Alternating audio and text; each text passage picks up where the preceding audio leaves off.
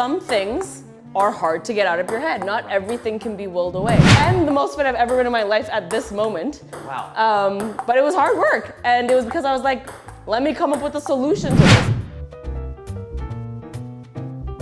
I have this little tick, if you've noticed, that I have to keep doing this every time we start. You know what's funny? I did not notice that, but I feel like we all have those, especially as performers. Do you have something like that before you perform? Yes, I have to talk to the stage. I kneel down. This is a very Indian thing. I kneel down, talk to the stage, do the whole and I beat my chest.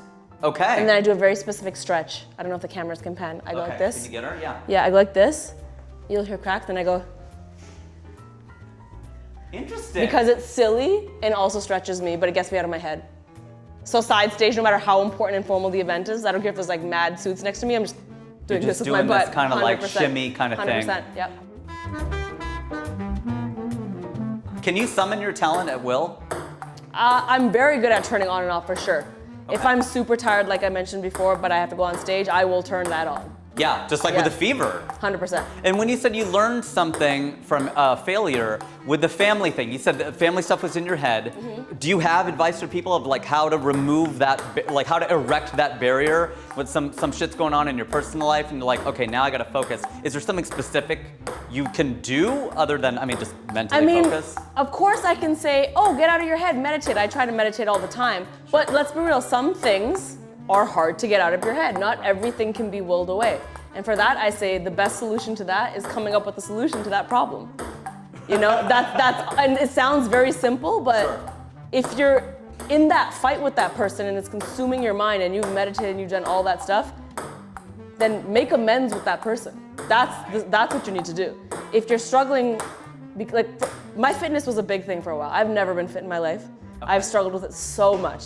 I ate horribly most of my life, bagel bites every meal, all day, every day. I love bagel bites! Bagel bites, no one's crapping on bagel bites, but I was always processed food. And it got to a point where in my career, it would be on my mind.